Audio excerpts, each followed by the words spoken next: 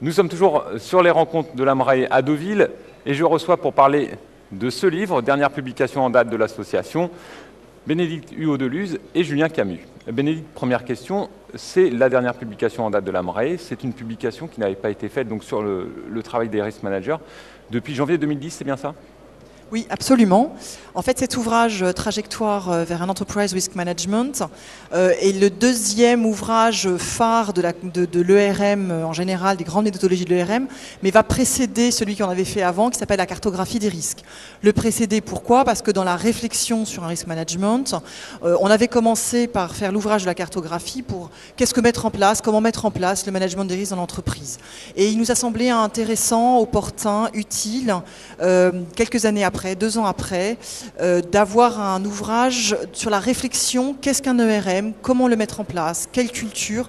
Donc en fait, dans le risk management, il faut lire d'abord celui-ci qui va vous permettre de vraiment voir, en fonction de la culture de votre entreprise, quelle est la bonne trajectoire à mettre en place.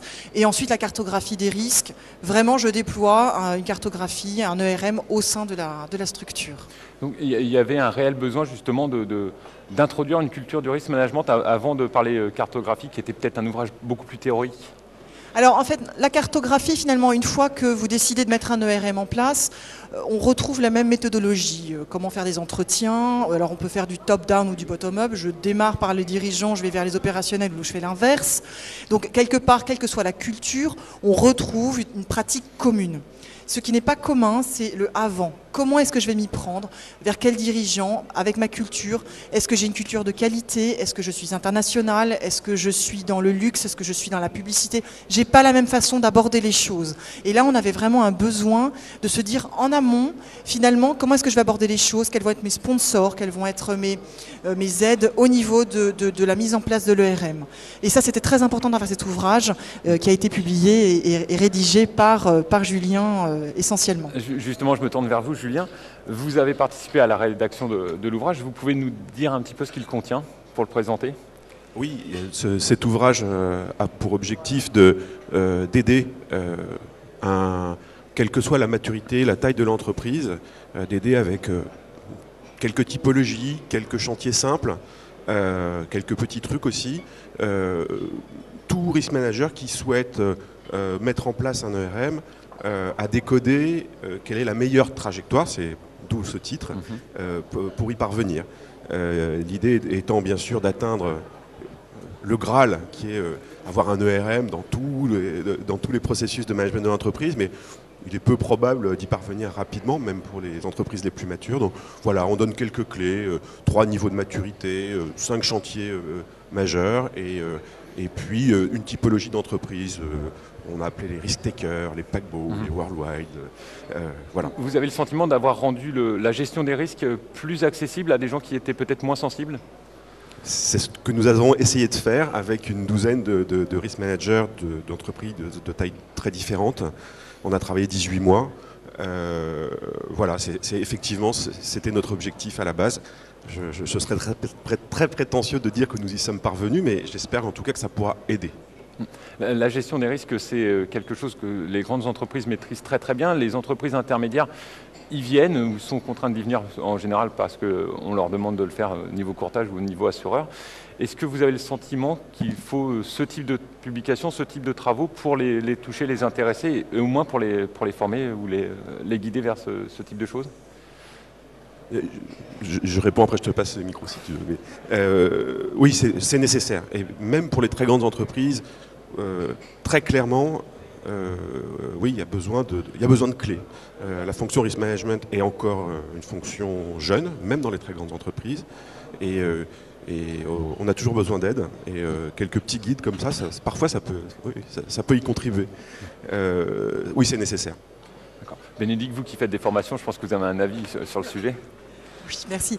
En fait, dans cet ouvrage, il y a toute une partie consacrée aux entreprises de taille intermédiaire. On leur dit surtout qu'il faut faire attention à ce qu'ils ont déjà mis en place, de ne pas recommencer et de capitaliser dessus.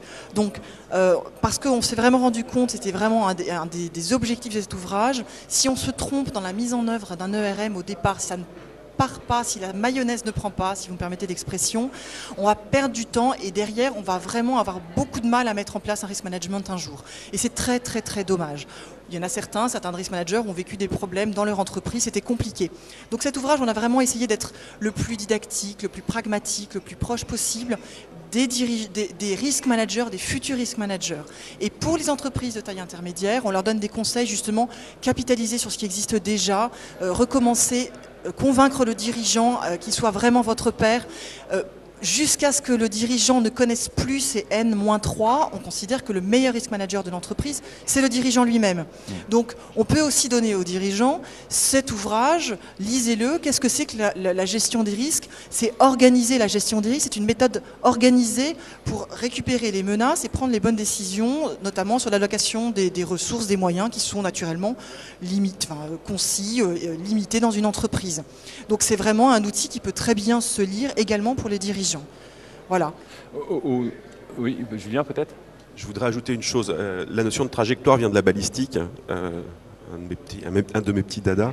Et l'idée, c'est de bien identifier la position de départ, là où on souhaite aller. Toutes les entreprises ne souhaitent pas aller à un ERM complètement intégré. Elles n'en ont pas forcément même les moyens. Et donc de définir la trajectoire entre ces deux points. Ça me paraît essentiel. Enfin, le 5e chapitre, que je recommande vivement de lire, sur élargir la vision, le 5e chantier, celui-ci s'applique à tout type d'entreprise, c'est maintenir l'éveil des dirigeants, du président éventuellement, mais de tous les managers, à cette notion de risque. Et ça, c'est un gros challenge pour les risk managers. Comment maintenir cet appétit pour nos managers à cette fonction. Voilà. Très bien. Écoutez, je vous remercie tous les deux d'être venus nous en parler. Et je vous donne rendez-vous, chers internautes, très prochainement pour une nouvelle émission sur le risk management, toujours en live de la Moraille à Deauville.